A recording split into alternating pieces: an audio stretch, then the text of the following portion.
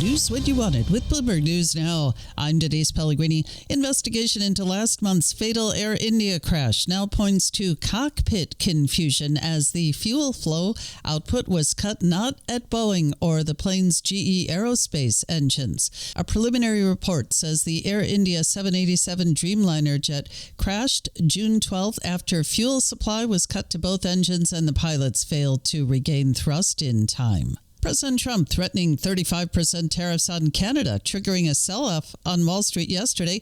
But those tariffs might not be as draconian as it might sound. Peter Navarro, White House Senior Counsel for Trade and Manufacturing, says the tariffs would not apply to goods already covered under a U.S.-Canada-Mexico trade agreement. The USMCA agreement covers most of Canada's exports to the U.S. Navarro, though, also urging Canadian citizens to urge their leaders to negotiate fairly with the U.S. They're just waving this big bat of retaliation at the United States of America.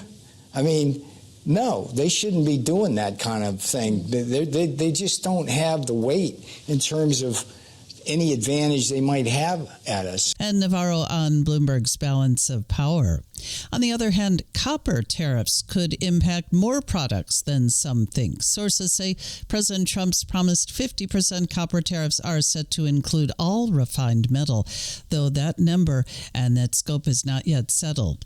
The EU and the U.S. are working toward a provisional trade agreement, with cars and tariff levels on agriculture being key sticking points, according to sources. The EU seeking a tariff no higher than 10% on agricultural exports and is focusing talks on car tariffs. They do caution the negotiations and any potential deal could be upended by the president. Meantime, sources say the U.S. is working toward an interim trade deal with India that could cut its proposed tariffs to below 20%. India, according to sources, seeking to secure a deal on more favorable terms than the one President Trump said he signed with Vietnam, which included 20% import duties. Russia ramping up attacks on Ukraine. Russia launching its latest massive drone and missile strike on Ukraine, targeting areas in the nation's west that border European Union states. Kremlin forces firing almost 600 Russian drones and 26 cruise missiles across Ukraine. Separately, Russia's Foreign Minister Sergei Lavrov says North Korea has affirmed its clear support for Russia's war in Ukraine and for Kremlin leadership. The head of Ukraine's military intelligence tells Bloomberg North Korea is now supplying as much as 40% of Russia's ammunition for the war. Russian President Vladimir Putin reportedly speaking out about a nuclear deal with Iran. Axios says that Putin wants a deal where Iran is unable to enrich uranium. The U.S. has been pushing for a nuclear deal with Iran. Axios says Putin has told President Trump and Iranian officials he supports the idea of Iran being unable to enrich uranium as part of the deal. One of the world's biggest bond managers says President Trump is likely to stick with convention when he picks the next Fed chair. More on that from Bloomberg's Charlie Pellet. Andrew Balls, Global Fixed Income Chief Investment Officer at Pimco, says despite Trump's vocal calls for lower interest rates and his public admonishments of current Fed Chair Jay Powell, the names rumored, quote, all look like well-qualified candidates.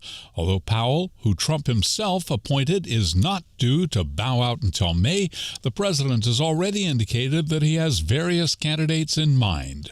The frontrunners include Kevin Warsh and Kevin Hassett, along with current Fed official Christopher Waller, who was formally nominated by Trump in 2020. Treasury Secretary Scott Bessent is also in the mix. In New York, Charlie Pellet, Bloomberg Radio.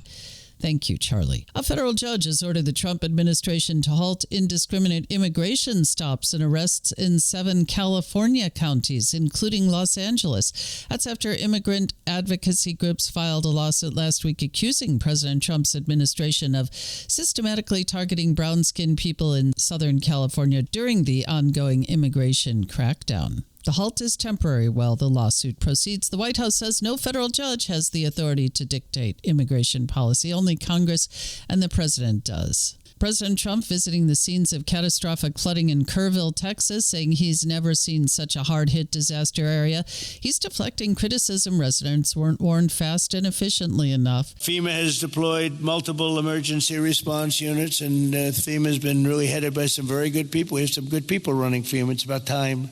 President Trump has repeatedly promised to do away with the Federal Emergency Management Agency as part of his effort to shrink the size of government. Former FEMA Administrator Deanne Criswell says FEMA needs to be protected. We can't turn the clock back and go back to the pre-Katrina days. And the July 4th disaster in Central Texas killed at least 179 people and left more than 170 missing. And that's news when you want it with Bloomberg News Now. I'm Denise Pellegrini, and this is Bloomberg.